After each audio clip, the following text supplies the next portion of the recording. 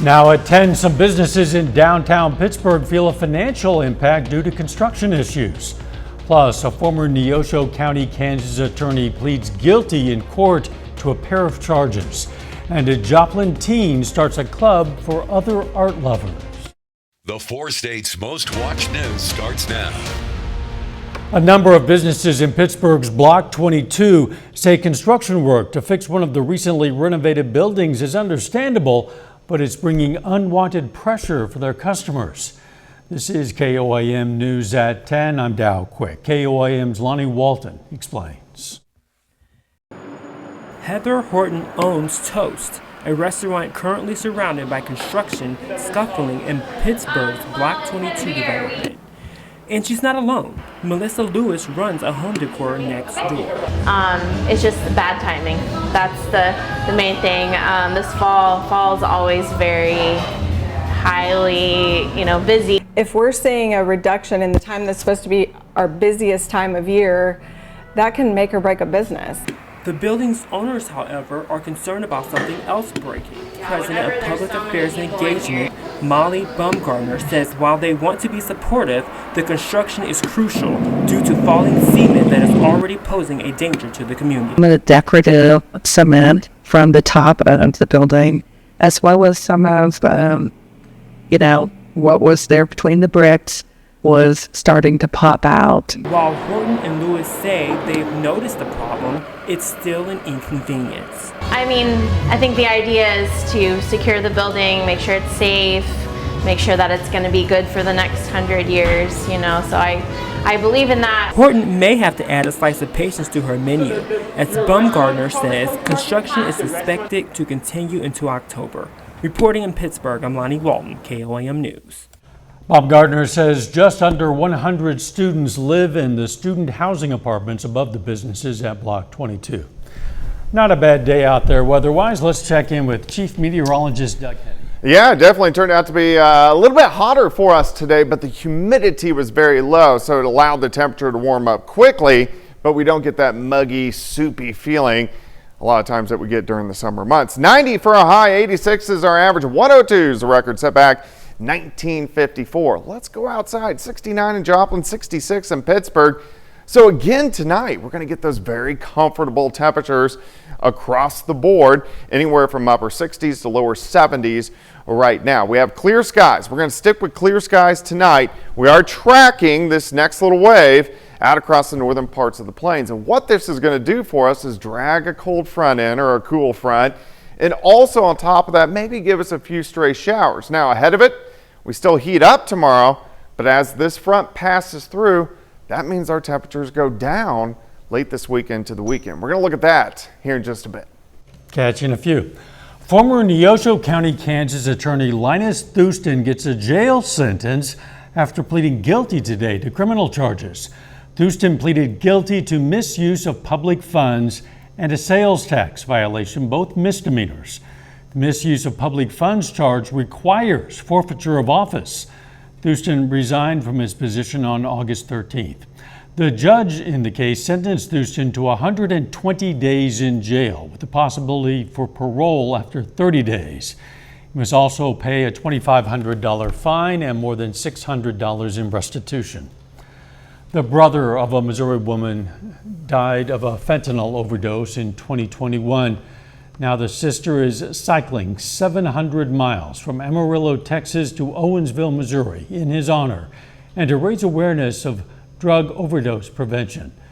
Jeanette Krupp made a stop in Joplin today, one of many to give gas stations and stores free Narcan, which she believes should be included in first aid kits.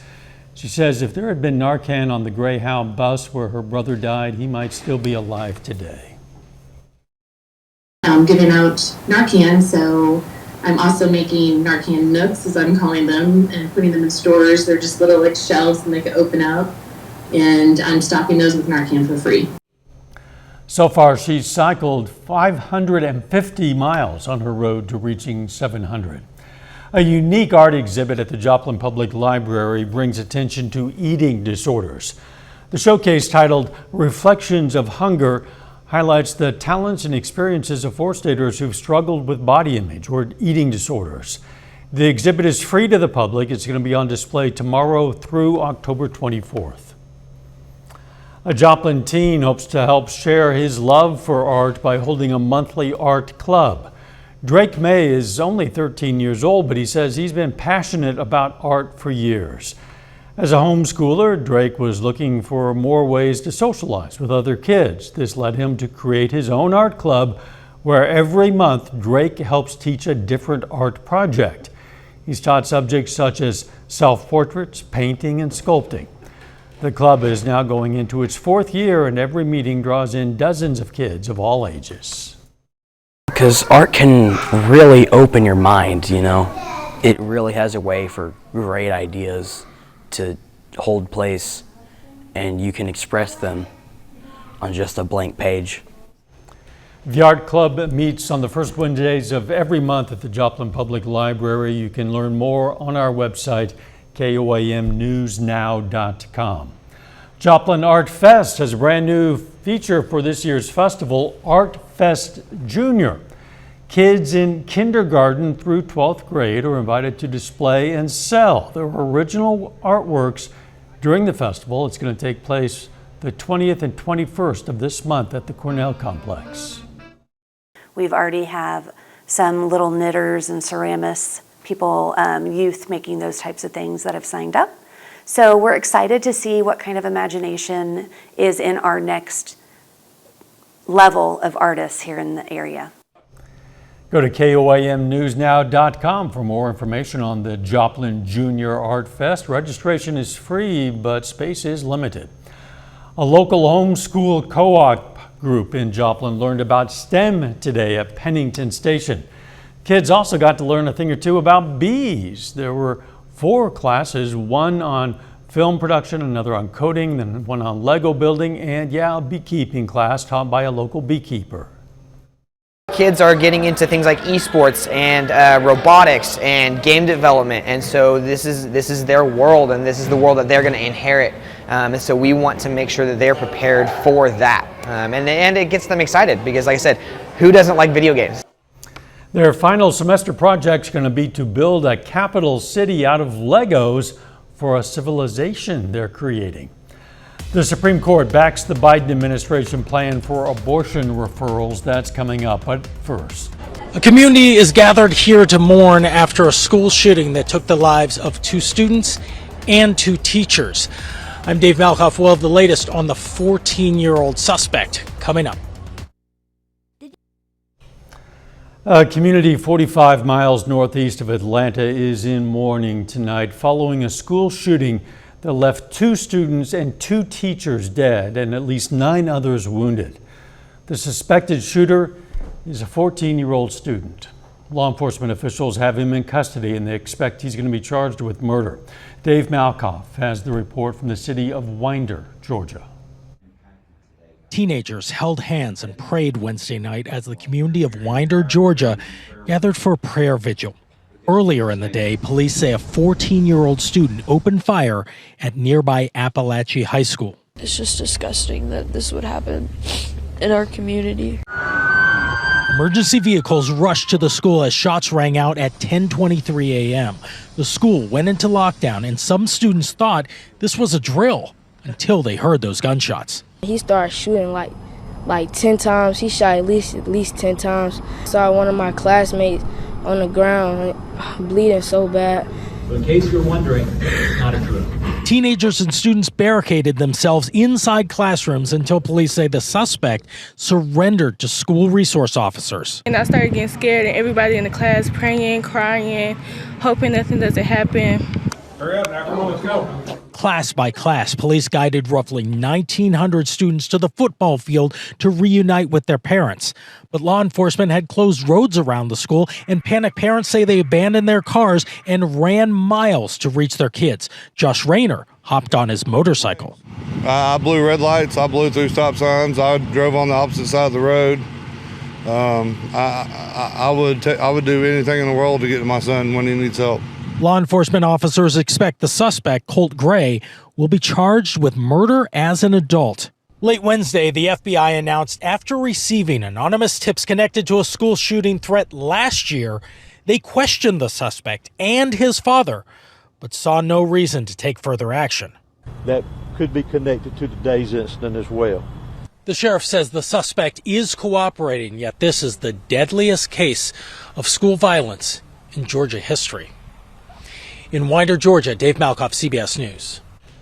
Appalachia High School is going to be closed for the rest of the week, as you might imagine. President Biden issued a statement after the shooting saying, in part, we cannot continue to accept this as normal. The Supreme Court is backing the Biden administration's plan on abortion referrals.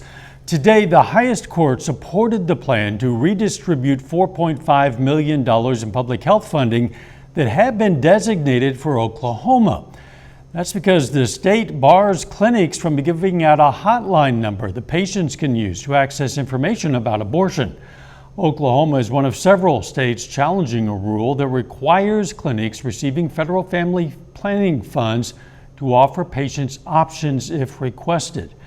Last month, the state filed an emergency request seeking protection for its share of funding despite that rule. A new abuse lawsuit is filed against Circle of Hope. It includes the youngest victim to take legal action against the Christian boarding school near Humansville, Missouri. The lawsuit states that in 2019 and 2020, the 13-year-old suffered extreme physical and sexual abuse. She reports being restrained, beaten, forced to stand, facing a wall, reading the Bible, and not speaking or moving for days on end. A therapist and fellow survivor talked about the strength it takes to come forward. There's power in that. And the more of us who stand behind her and stand with her, it's going to be a little easier to heal. But she's got a long road ahead of her. The criminal trial against school co-founder Stephanie Householder starts next month. Another founder, Boyd Householder, died earlier this summer of a heart attack. A little later, a Joplin business offers a cool fundraiser to benefit a cool cause. Plus, we're going to see a little bit of a cool down as we head toward the weekend. We're going to check that out coming up.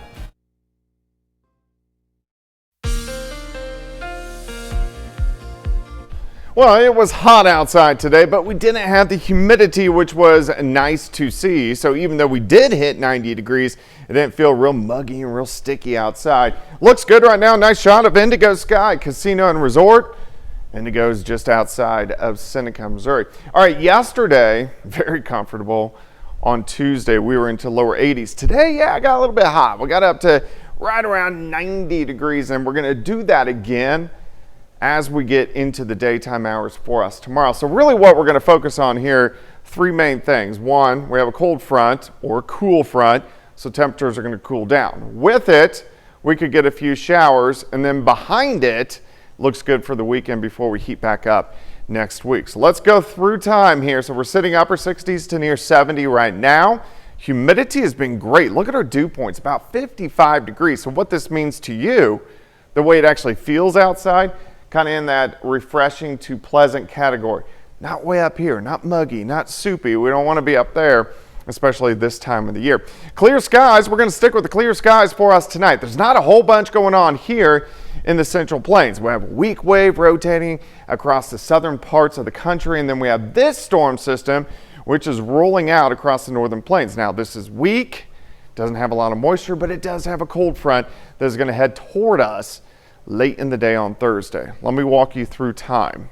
By morning, lower 60s, very refreshing start. We get into lower 80s by the time we head into the noon hour, and I think most of us right around 90. Very similar to what we saw today.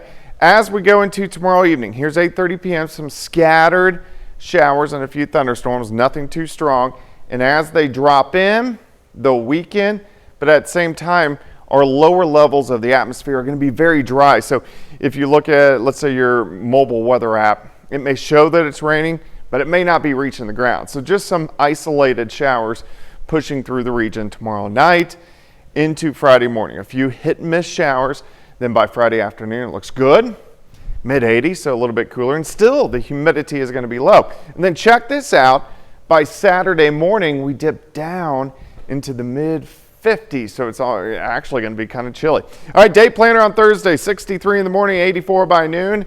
High temp of 90.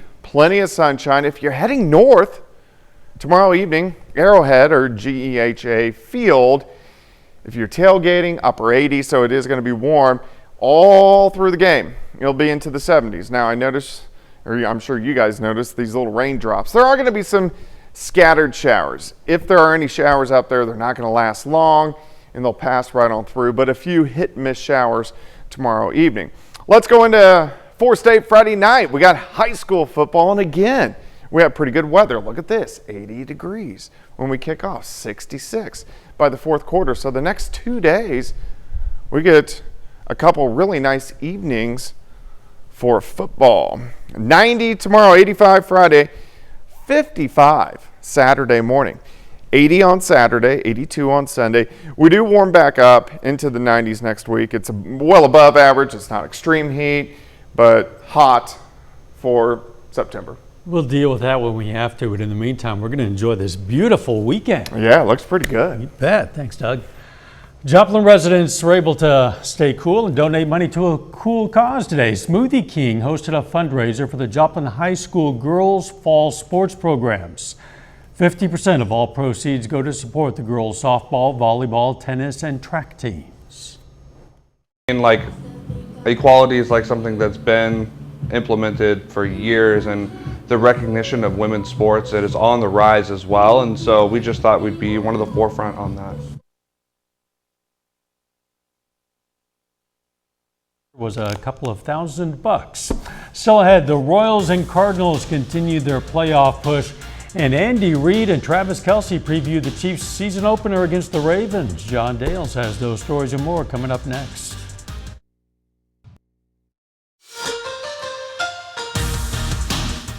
Pittsburgh State football's win over Ferris State on Saturday took place in week 0, so there are still several teams across all of Division II that have yet to play their first contest of the season. That means the D2 coaches poll doesn't get updated this week. However, D2Football.com does release its updated top 25 after week 0 action. The Gorillas started the year as the preseason number 4 team in this poll. They move up to 3 after taking down Ferris State. MIAA foe Central Missouri is the number 2 spot in this poll. The Mules haven't played a game yet, neither is defending national champion Harding, who's in first. Now, tomorrow night, the Chiefs kick off the 2024 NFL season against the Ravens at Arrowhead. Kansas City's trying to become the first team in NFL history to win 3 consecutive Super Bowls and is still learning a lot about what's different with this year's group. It's exciting. It's the first game of the season. Everybody wants to come out and show how explosive they are, show how great or how much better they got from last year, and it's just a great opportunity to be going up against such a great team. Yeah, we'll see what goes. I'm not sure what to anticipate or expect, but we'll see how it all works out. You got 2 good special teams going against each other, plus John's got a ton of experience there, so we'll just see how it rolls. And you still have time to enter our Pigskin Preview sweepstakes. That offers you a chance to win 2 tickets to a regular season Chiefs game at Arrowhead Stadium when the 2-time defending Super Bowl champs take on the Las Vegas Raiders. That's on November 29th of this year. You also get a parking pass and $100. To enter, you just need to scan the QR code on your screen, then navigate to the tab that says Pigskin Sweepstakes. Now to Major League Baseball. The Cardinals and Royals both wrap up important series this evening. The Royals beat the Guardians tonight 4-1. That snaps what was a 7-game losing streak for Kansas City. Seth Lugo gets the victory on the mound after throwing 7 innings and allowing just 1 run. The Royals score all 4 of their runs in the 4th. That's an important victory for the playoff race because as we now take a look at the American League wildcard race, before tonight's game, the Royals in possession of that 3rd and final wildcard spot with a 4.5 game lead on the rest of the field. And again, tonight's victory just helps strengthen that. Cardinals win tonight as well. They take down the division-leading Brewers 3-2 in extra innings. Lucan Baker gets the game-winning RBI single in the top of the 10th. And in their playoff race, the Cardinals with a little bit more work to do They're 11 games back of the Brewers in the division, and here in the National League wild card race, Cards 5.5 games behind the Braves for the final spot in the postseason. Back to football, though. Busy next few days, especially here in the 4 states. You got the Chiefs game tomorrow. You got Kansas schools starting their high school football season. Missouri and Oklahoma in week 2. That's the day after. And then after that, you have Pittsburgh State against Missouri Southern. Wow, you gotta love it. And it's starting to feel like football weather, It too. is. Right on time. We'll be right back. Hey, you still have a chance to win big. There was no big jackpot winner in last night's Mega Millions drawing. That means the jackpot now grows to an estimated $740 million. Although there were no big jackpot winners, 2 tickets did match 5 numbers yesterday. Those lucky people in Kansas and Michigan, they won a cool $1 million each. The next Mega Millions drawing is Friday night. So I told you, you have time. Get your tickets if you're interested. There you go. The weather looking pretty nice. Yeah, by morning we're going to be down into lower 60s, and then we'll get up to about 90 for a high tomorrow. 85 on Friday. Look at our weekend temps, lower 80s. Yeah, that's great. Final sports note. Tomorrow we'll hear from the Pittsburgh State football team as they get ready to face Missouri Southern. That's a rivalry game that the Gorillas haven't lost since 2013. Yeah, they're thinking, oh, you shouldn't be saying that because the tide will turn eventually. We'll see. Lions fans certainly hope so.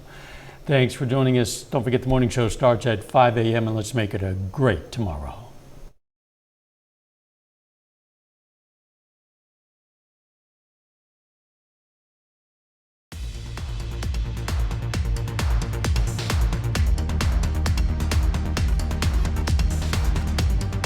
Closed captioning on